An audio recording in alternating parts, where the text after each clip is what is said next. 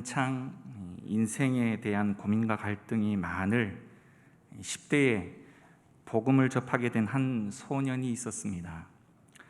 그 소년은 청소년 수련회에 친구의 권유로 따라갔다가 충격적인 경험을 하게 된 이후에 그의 삶은 큰 전환점을 맞게 되는데요.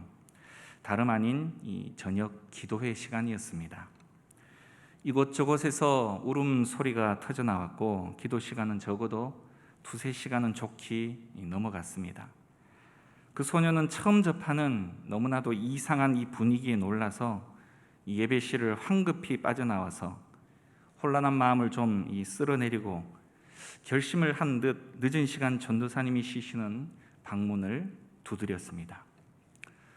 그리고 도저히 믿겨지지 않는 이 모든 상황과 그간의 모든 신앙과 인생의 의문들을 조목조목 따발총처럼 질문하기 시작을 했습니다. 그는 인생과 신앙에 대한 참 많은 질문들과 사투를 벌였었죠. 그는 긴 집회를 마치고 참으로도 피곤하신 전도사님을 아침이 오도록 그렇게 괴롭혔습니다. 그 시간 이후로 소녀는 조금씩 삶과 믿음의 자리를 잡아갔고 현재는 여러분 앞에 지금 이렇게 서 있습니다. 의심은 믿음을 강화하기 위해 거치는 과정이죠. 따라서 불신이 문제이지 의심은 정죄할 필요가 없다는 것입니다. 회의와 의심의 과정을 반복해서 겪고 나면 어느 순간 이 흔들리지 않는 순간이 찾아오게 되어지고 이전보다 더 깊은 이 믿음을 소유하게 되어지는 것입니다. 처음부터 난 안 믿어져 라고 누군가가 이야기를 할 때, 야, 이 믿음 없는 녀석아, 믿어야지, 무조건 믿어야지, 너 시험 들었구나, 이러면 안 된다는 것입니다. 의심이 무조건 죄악시 되어지다 보면 이 자기 방어 기제가 작동을 해서 믿는 척을 하기 시작을 합니다.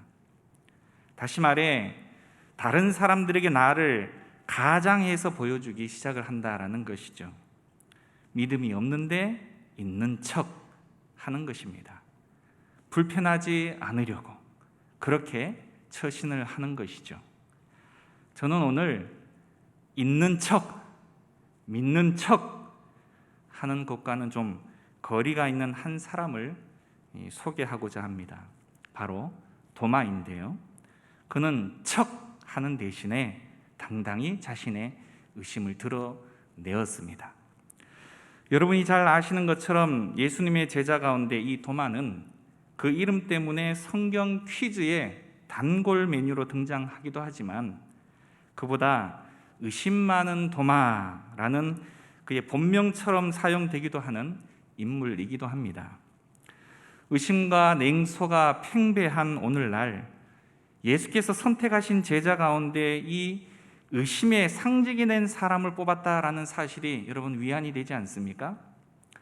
어쩌면 의심의 전염병에 감염된 오는 세대들에게 우리 주님께서 귀한 깨달음을 주시기 위한 배려일지도 모르겠습니다. 하지만 도마는 주님과 더불어 고난받는 것조차도 두려워하지 않을 정도로 사실상 복음의 열정이 있었던 사람이기도 하였습니다. 베다니에 사는 나사로가 병들었다라는 소문을 들은 예수님은 그에게로 가시고자 하셨죠. 하지만 당시 예루살렘의 유대인들은 이 예수를 만나기만 하면 이 돌로 치려던 그런 때였기 때문에 제자들은 할 수만 있다면 주님을 좀 말려보려 했다라는 것이죠. 그때 도마는 제자들에게 이 나사로를 살리러 가시기를 결심한 주님을 따르면서 우리도 주와 함께 가서 같이 죽자 이렇게 말했던 장본인입니다. 이처럼 도마는 주님을 참으로 사랑했고 또 주를 위해서 자신의 생명까지도 바치려는 아주 충성심 강한 제자였습니다. 이런 그였지만 주님의 부활의 사건은 여러분 이성을 초월하는 기적이었기 때문에 동료들의 증언에도 불구하고 도저히 믿어지지가 않았다라는 것입니다. 사랑하는 여러분, 사실 이 성경에 나오는 많은 기적들이 이성을 가진 인간으로 그리 쉽게 덮어놓고 믿을 수 있는 내용입니까? 불신 가정에서 자란 저에게 성경은 참으로 어려운 것이었습니다. 내용의 깊이도 그렇지만 당장 창세기 1장 1절로부터가 더 이상 단 한 걸음도 앞으로 나가지 못하게 가로막는 아주 커다란 철문과도 같았다라는 것이죠. 여러분은 아니시죠? 태초에 하나님이 천지를 창조하시니라. 이 오묘하고 이 신묘막측한 이 세상이 단순히 하나님의 말씀으로 창조되었다라는 사실을 그저 믿으랍니다. 믿어지십니까? 성경은 그렇게 첫 발자국부터 우리의 결단을 요구하고 있는 것입니다. 그러나 여러분, 불신앙은 사실상 믿지 않기로 선택한 것이기 때문에 죄입니다. 그러나 의무는 믿으려 하지만 믿어지지 않는 것이기 때문에 결코 죄가 아니라는 것이죠. 억지로 믿으려고 사실상 하나님의 말씀이 자연스럽게 믿어지는 것입니까? 믿음은 하나님이 주시는 것입니다. 따라서 올바른 믿음은 덮어놓고 믿으라라고 말하는 맹신이나 모르고 믿는 미신을 요청하는 것이 아니라 우리에게 주어진 이 분명한 성경을 토대로 하나님이 믿을 마음과 지혜를 허락하실 때 받게 되어지는 선물이라는 것이죠. 일반인들이 보기에 얼마나 얼토당토하는 이야기들이 우리는 지금 믿어진다라는 사실이 여러분 이 참으로 놀라운 것입니다. 이것이 바로 은혜다라는 것이죠. 하지만 이것은 처음부터 또한 태어날 때부터 일어나는 자연현상은 결코 아니라는 것입니다. 결국 누구나 다 의심할 수 있다라는 것이죠. 성경의 내용만 그러합니까? 그분의 약속들도 마찬가지인 줄 압니다. 우리를 향한 보호하심과 복들에 대한 수많은 내용들, 인생을 살아가다 보면 전혀 영원히 나에게는 적용되어지지 않을 것만 같은 내용들이 사실상 얼마나 많으냐라는 것입니다. 특별히 고난 중에 계시다면 더더욱 하나님은 정말 나를 사랑하시는 것일까? 아니, 하나님은 살아계신 분이 맡기는 한 것일까? 라는 의심도 들 수 있다는 것입니다. 그렇다면 이러한 현실과 우리의 믿음이 부딪힐 때 우리는 어떻게 해야 할까요?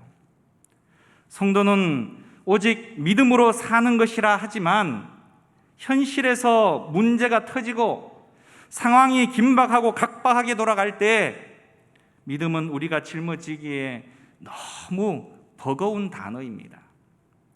따라서 믿음과 현실이 충돌하면 우리는 대부분 현실에 더 가깝게 움직이게 되어져 있다는 것이죠.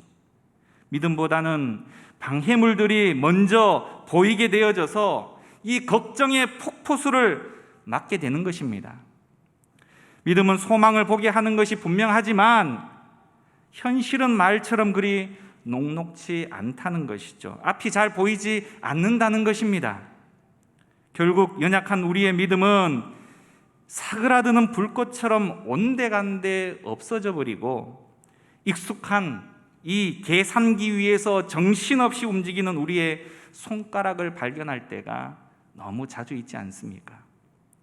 내 머리로 이해되어지고 설득되어야만 움직이고 상식석 안에서만의 이 행동의 반경을 제한하고 만다는 것입니다. 우리가 익숙하게 듣는 말들이 있죠.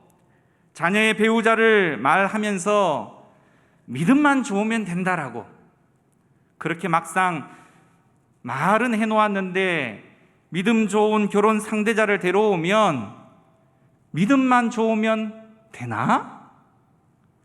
그때부터 얼굴을, 키를, 재산을, 직장을, 세상이 말하는 상식선에서의 항목들이 그때부터 절비하게 나열되어지기 시작을 한다는 것입니다. 인생이 계산기를 두드려 탁 하고 떨어지는 인생이라면 얼마나 좋겠습니까마는 내 마음대로 안 되고 계산대로 안 되는 것이 인생이기 때문에 어려운 것 아니겠습니까? 때로 신앙 안에서도 그런 경험을 하게 되죠. 말씀대로 살아가는데도 어려움을 만나게 되어질 때 우리는 의심이 들기 시작을 하고 낙심이 되기 시작하더라라는 것입니다. 이것이 바로 도마가 처한 상황이고 우리가 만날 수 있는 상황이라는 것입니다.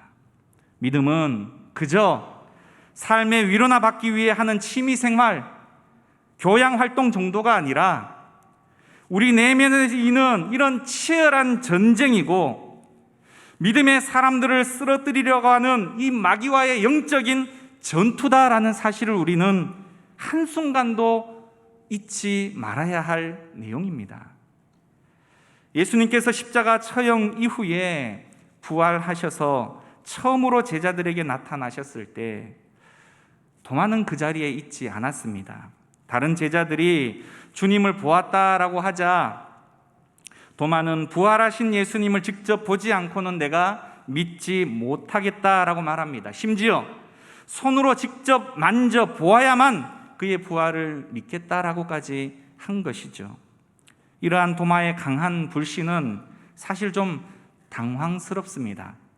물론 보지 않고 믿는 것은 쉽지 않은 일이 틀림없지만 한두 사람도 아니라 그곳에 모인 제자들 모두가 분명하게 보았다라고 증언하는데도 완강하게 거부하고 있는 것은 정말 당혹스러운 일입니다.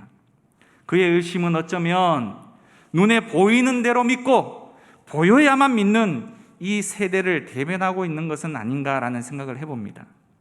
사실 도마가 동료들의 풍성한 간증과 성경의 예언이나 예수님의 약속에도 불구하고 의심을 하게 되어진 것은 눈앞에서 벌어졌던 예수님의 십자가의 그 죽음이라는 이 끔찍함에 압도되어져 버리고 말았다라는 것입니다. 그는 한동안 동료들과 어울리지도 않을 만큼 낙담과 두려움에 휩싸였습니다. 우리도 도마와 같은 상황을 종종 만나게 되는 줄 압니다.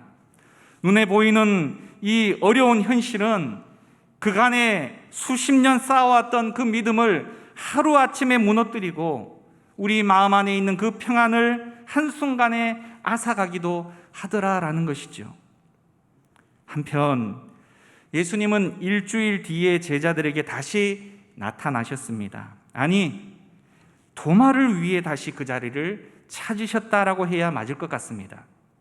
우리말 성경에는 19절에 문들이 닫혔는데 라고 되어져 있지만 원래 의미는 문들이 잠겨 있다라는 뜻인데 모든 문들을 고의로 닫아 놓았다라는 것을 통해서 이 제자들이 유대인들의 핍박과 추종했던 예수님을 잃어버림에 대한 이 자신 안에서 일고 있는 공허함, 이 두려움에 휩싸여져 있다라는 장면을 잘 묘사하고 있는 부분이죠. 그런 제자들 앞에 예수님께서는 꽁꽁 닫힌 이 문을 뚫고 그들 가운데 서서 다시금 평강을 선포하고 계십니다. 부활 이후에 예수님의 모습은 더 이상 시 공간의 제약을 받지 않으시며 특히 승천 이후에 하늘 보좌 우편에 앉으셨다라고 말하는 것은 하나님의 통치뿐 아니라 세상 어디에서나 두루 살피실 수 있는 것임을 우리들에게 잘 보여주고 있는 대목이죠. 따라서 이 시간 이 성실교회 당에서뿐만이 아니라 각 가정에서 영상으로 예배하는 모든 성도들과 우리 하나님은 함께 하실 수 있다는 사실입니다. 그리고 주님은 자신의 실체를 제자들에게 보여주었음에도 여전히 두려움에 떨고 있는 그들에게 여러분 같으면 어떻게 했겠습니까? 못난 놈들, 어떻게 이렇게 믿음이 없느냐라고 꾸짖고 싶지 않으시겠습니까마는 오늘 20장 19절에 보면 예수께서 오사 가운데 서서 이르시되 뭐라고 이야기합니까? 너희에게 평강이 있을지어다. 평강을 기원하고 있는 것입니다. 주님은 우리의 이 연약함마저도 다 아신다는 것이죠. 우리가 얼마나 주님을 배신할 가능성이 있는 존재인지 우리 주님은 이미 알고 계신 분이다라는 것입니다. 그러하기에 그들을 꾸짖거나 책망하시지 않고 도리어 평강을 빌어주고 있다는 것입니다. 근심과 걱정이 우리를 사로잡지 않는 예수 안에서만이 경험되어질 수 있는 진정한 평화, 이것이 바로 우리가 흔히들 말하는 샬롬의 평화입니다. 이미 예수님은 일주일 전에도 제자들에게 나타나셔서 지금과 같은 동일한 말씀을 하셨습니다. 그러면서 그들에게 사명까지 주시죠. 19절부터 21절을 제가 읽어봅니다. 이날 곧 안식 후 첫날 저녁 때에 제자들이 유대인들을 두려워하여 모인 곳에 문들을 닫았더니 예수께서 오사 가운데 서서 이르시되 너희에게 평강이 있을지어다. 이 말씀을 하시고 손과 옆구리를 보이시니 제자들이 주를 보고 기뻐하더라. 예수께서 또 이르시되 너희에게 평강이 있을지어다. 아버지께서 나를 보내신 것 같이 나도 너희를 보내노라. 아멘. 여전히 제자들은 의심 속에 있었고 배신했고 달아났고 두려움 속에 있었지만 주님은 마음 밖으로 단 한 번도 그들을 내친 적이 없으십니다. 끝까지 그들을 붙들고 가시는 것이죠. 말할 수 없는 신뢰, 이것이 바로 예수님의 진정한 사랑이라는 것입니다. 거기다가 새로운 소명까지 주고 계신 것입니다. 자격이 있어서나 용감하기 때문이 아니라는 것이죠. 결국 주님의 이 무한한 신뢰가 움츠리고 낙심했던 그들을 일으켜 세우고 있는 것입니다. 그러면서 예수님이 제자들을 보내실 때 22절을 보시면 이 말씀을 하시고 그들을 향하사 숨을 내쉬며 이르시되 뭐라고 합니까? 성령을 받으라. 결코 그들을 홀로 보내시지 않으신 것입니다. 성령을 주시는 것이죠. 그리고 다시 제자들을 찾은 주님은 의심하는 도마에게 못자국 난 자신의 손을 보이시고 창에 뚫린 옆구리에 손을 넣어보도록까지 허락을 하십니다. 여기서 우리는 이미 이 도마가 품었던 의심을 너무나도 다 잘 알고 계신 그 전능하신 예수님과 그의 의심을 확신으로 바꿔주시기 위해 친히 자신의 몸을 내어주신 자비하심을 우리는 잘 보게 되어집니다. 예수님을 본 도마는 그제서야 나의 주님이시요 나의 하나님이시니이다 라고 고백을 하게 되죠. 그의 고백은 마태, 마가, 누가복음에서 베드로가 한 고백과 같이 바로 이 요한복음에서는 도마가 하게 되어진 아주 위대한 고백입니다. 또한 도마의 이 고백은 사실상 이 요한복음을 기록한 목적과도 일치하는데요. 20장 31절에 오직 이것을 기록함은 너희로 예수께서 하나님의 아들 그리스도이심을 믿게 하려 함이요 또 너희로 믿고 그 이름을 힘입어 생명을 얻게 하려 함이니라. 아멘.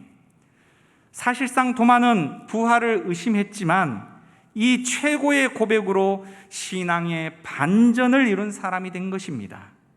이 사건이 부활 기사의 마지막에 위치하는 것은 도마처럼 말씀은 수없이 들었을지 모르겠지만 예수님을 직접 경험하지 못한 이 모든 세대의 신자들을 염두에 두었기 때문일 것입니다. 도마에게 예수님이 찾아오신 것처럼 어려운 현실 앞에 마음이 무너져 있는 우리에게도 주님은 찾아오십니다. 우리의 어려운 현실 가운데 찾아오셔서 우리를 만나 주신다는 것이죠. 말씀을 통하여 우리를 찾아오신다는 것입니다. 의심하는 사람이 확신을 얻게 되어지면 그 누구보다 믿음이 강하게 되어지는 경우를 우리는 종종 보게 되어집니다. 예수님은 그의 도마의 의심을 책망하시기보다 믿음을 촉구하셨습니다. 예수님께서 우리 마음속에 일어나는 이 모든 의문점들에 대해서 답을 다 해주시지 않을 수 있을지 모르겠지만 그분은 자기 자신을 우리에게 주셔서 우리에게 필요한 모든 것들을 채워주시는 분이시다라는 사실을 우리는 잊지 말아야 합니다. 이 도마의 사건을 통해 과연 우리 주님께서는 무엇을 말씀하시고자 하시는 것일까요? 하나님은 자신의 광대한 이 믿음의 세계로 우리를 끌어당기시고 계시다라는 것입니다. 우리의 믿음의 크기가 그저 내가 상상할 수 있는 수준, 내가 측정하고 예측할 수 있는 수준이 아니라 죽음을 이기는 예수님의 능력만큼이나 무한한 것임을 우리에게 알려주시고 그 넓은 믿음의 세계로 우리를 초청하고 계신다라는 것입니다. 때로 하나님은 이렇듯 우물한 개구리 모양 우리 인생의 코앞만을 바라보는 우리의 생각을 좀 늘리시고 또한 우리의 이해의 폭을 좀 넓게 하기를 원하신다라는 것이죠. 그래서 나의 주, 나의 하나님이라는 고백이 나올 수 있도록 만드시더라라는 것입니다. 이 고백은 우리가 손으로 만지고 또한 느껴서 오는 것이 아니라 그분 앞에 서면, 말씀 앞에 서면 고백할 수밖에 없는 내용이다라는 것입니다. 욥이 하나님을 만나고 그의 모든 질문과 궁금한 것이 다 해결되어졌던 것처럼 말이죠. 내가 이해 안 되면 내 생각의 틀 안에서만 믿음 생활하게 되어져 있습니다. 그러나 하나님은 내 생각은 너의 생각과 다르고 내 길은 너의 길과 다르다. 하늘이 땅에서 높음같이 내 길이 너의 길보다 높고 내 생각이 너의 생각보다 높다라고 말씀하고 계십니다. 하나님은 우리가 경험하고 생각하고 이해한 것으로만 믿게 되어지는 존재가 아니다라는 것이죠.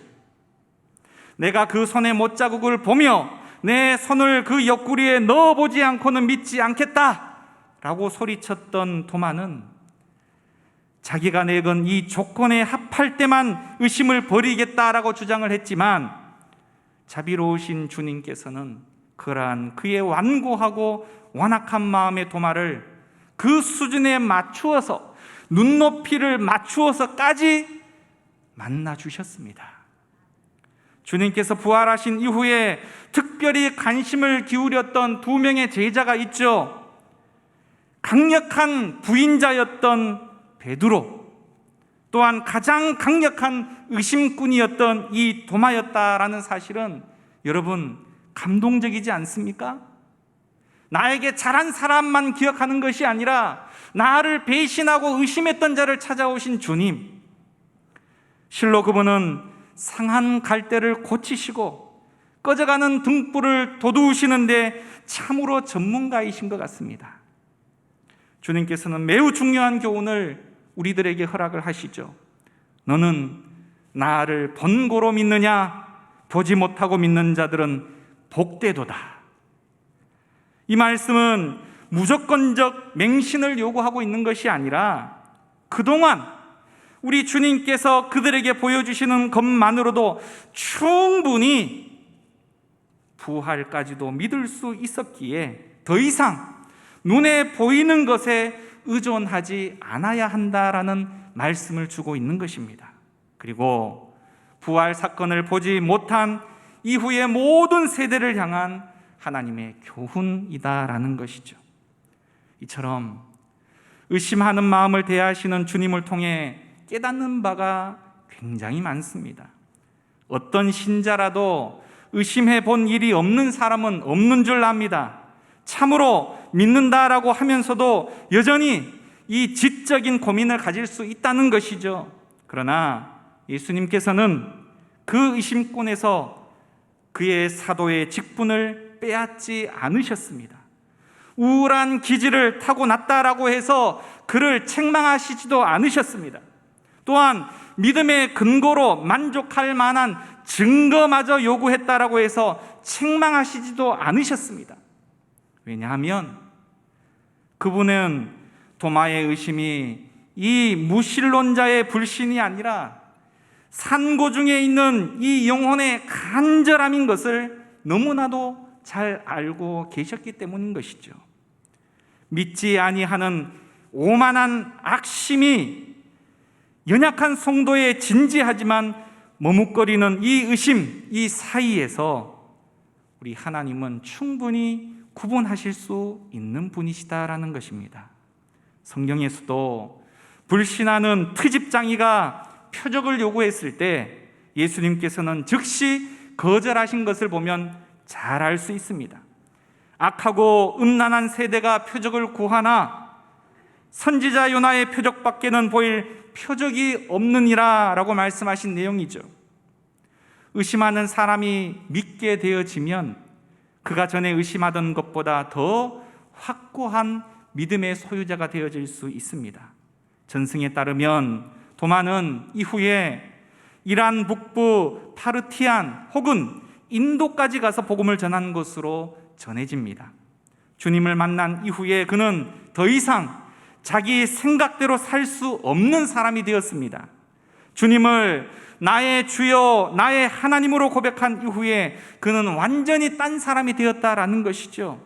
동서남북 위험한 곳을 가리지 않고 언제라도 복음을 전했고 주님을 위해 목숨을 내어놓으면서도 내 생명을 드리는 것이 주님을 예배하는 것임을 고백하며 그의 인생을 마쳤다라고 전승에는 기록되어져 있습니다.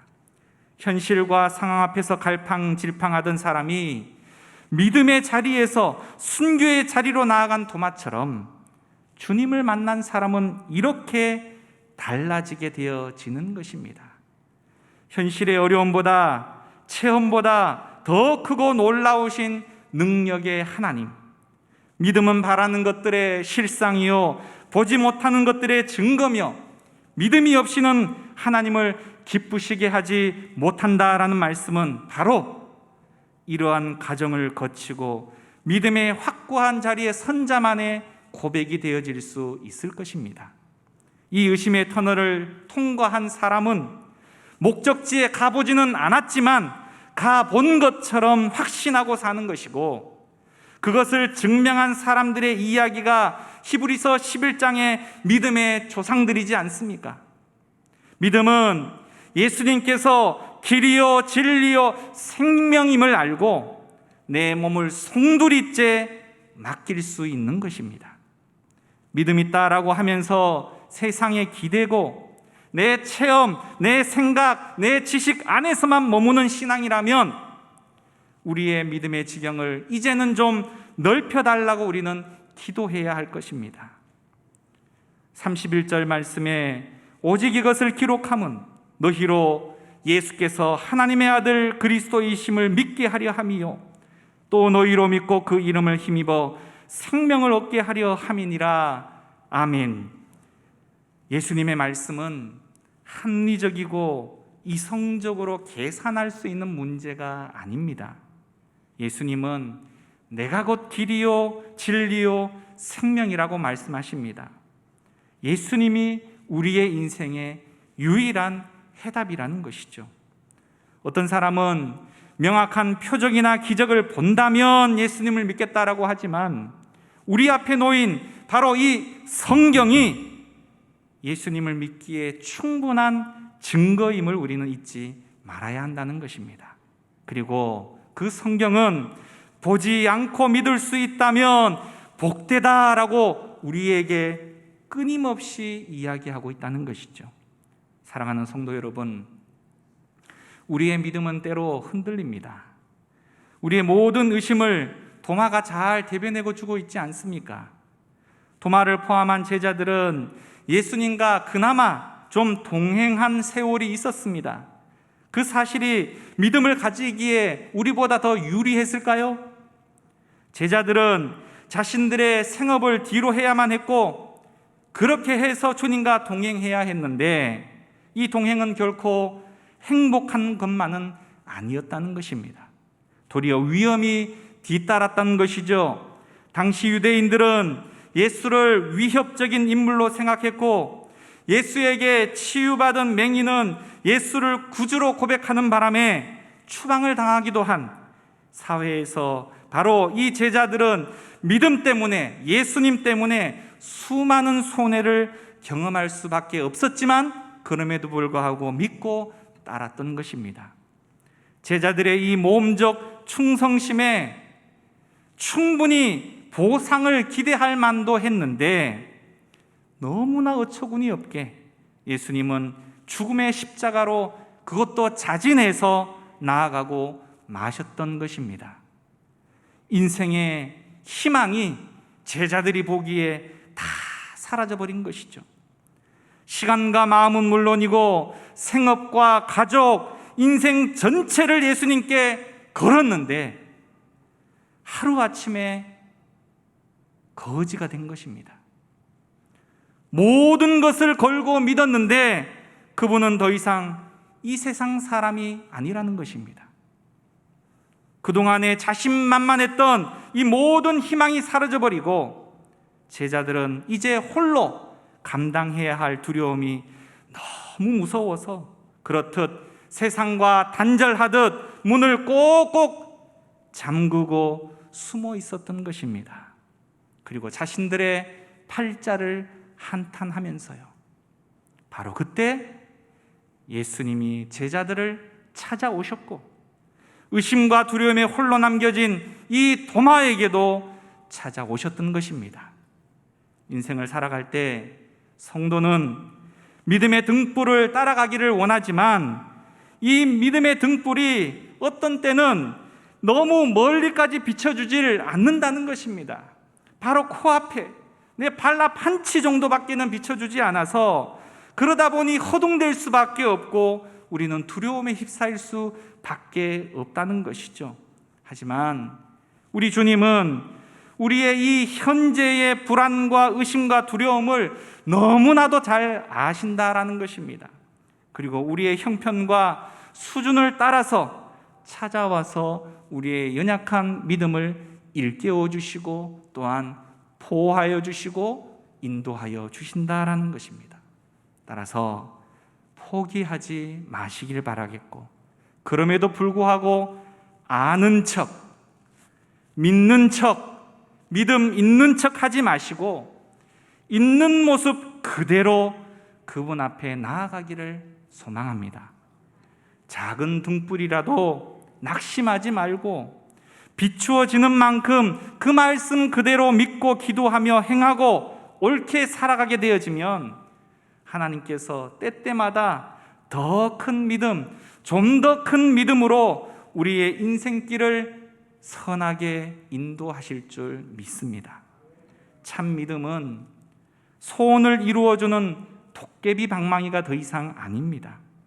그래서 우리는 우리 안에 있는 수많은 이 의심의 빗장을 풀고 더 깊고 광대한 오묘한 믿음의 세계로 나아가기 위해 끊임없이 하나님의 말씀인 이 성경을 부여잡고 깨달은 말씀대로 순종하면서 세상의 천박한 논리와 그 가치를 배격해가며 신실하게 하루하루의 삶을 살아내는 우리 모든 아름다운 성실의 성도들이 다 되어지기를 간절히 축원드립니다.